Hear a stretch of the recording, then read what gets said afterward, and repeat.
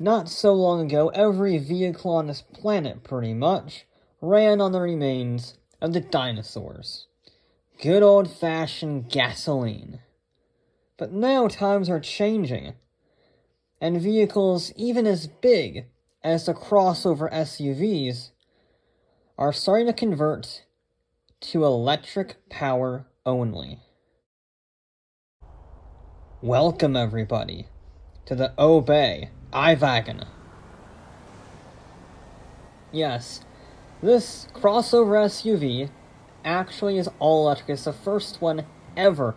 Normally they're too big, they're too heavy to really have an electric powertrain, but Obey made it work. Or did they? You see, this is an incredible technological achievement, but in actuality, it has its issues. Primarily top speed. It's not very quick.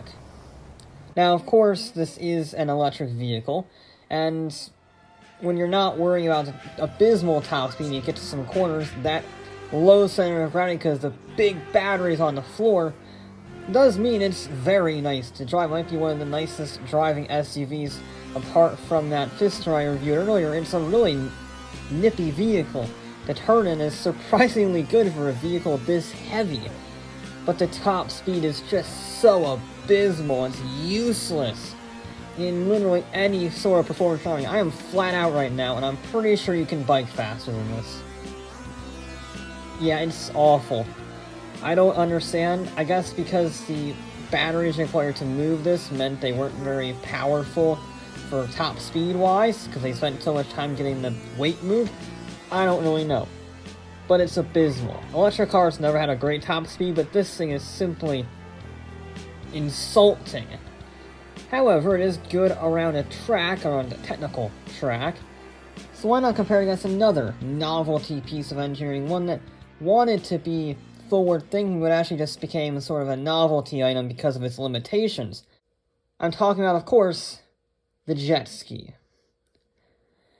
And luckily, I just so happen to have a jet ski riding champion and a jet ski course. So we had a nice, simple, timed challenge. Whichever vehicle could do 2 laps of the course would be the fastest. And honestly, the jet ski has advantages and disadvantages. The acceleration is insane, it's very lightweight, and it is relatively powerful for what it is.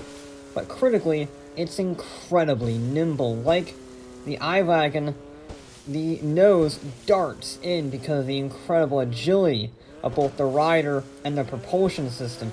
And it can deal with the jumps surprisingly well because it's a fiberglass little motorcycle for the water. It was going to be a pretty tough target to beat.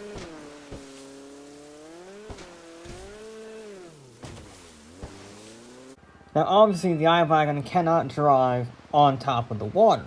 So we built the next best thing, a race course on top of the water. And to give it a little bit of variety, you still have to do the jumps, and there's a floating section, just to make it a bit more interesting, because, well, the speedophile has to deal with the waves, the car should have to deal with them a little bit, in some regard, and there's water still over the track a little bit, when it hits, the wave hits it. Now we need to beat a 110.4. That's what the speedophile did for its 2-lap run. I'm sure the electric car is waterproof, right? It's like a fancy phone. Okay, all-wheel drive, electric SUV. Here we go. We need to beat that 110.4 over 2 laps. Here we go. Deal with the first jump. Not too bad for a city-dwelling SUV. It's not exactly a baller here. Ooh. And now we're on to the scary section. Oh, I hate that feeling. I haven't done this feeling in a very long time. I was in a estate car back then, and that never gets old, especially because I'm now doing it quickly. Okay, we're almost done with the first lap. We got one more corner to go. A little technical on the course here. Gotta use that turn in 100% gas. Okay. The acceleration, the electric acceleration, is a very big help here. It's almost ideally suited to this, apart from the fact it's on water. Because it is a very quick accelerating vehicle, because it's electric, and it has very good turning because the batteries are mounted really low. So even on a terrain like this, it's relatively suitable. Oh, of course, I just nosedived it. Anyway, we're about to finish, and it is a 105 dead. Not bad. Get me off of this bloody course. That was terrifying, but not as terrifying as I thought. The vehicle did surprisingly well. It's no secret I don't like electric vehicles, and it's no secret I don't like SUVs. So on paper, this vehicle should be a disaster for me, while I certainly am not a fan of it. It's a lot better than I thought. It drives very well. We finally had an electric car that handles well. It's arguably the best handling electric vehicle since the Voltic back in 2013. And yet its top speed, like the Voltic, is abysmal. But it's got more seats, it's more practical, it's got more customization, so is it a home run out of the park? No. But for the future, for what the auto industry is becoming, it's definitely a step in the right direction.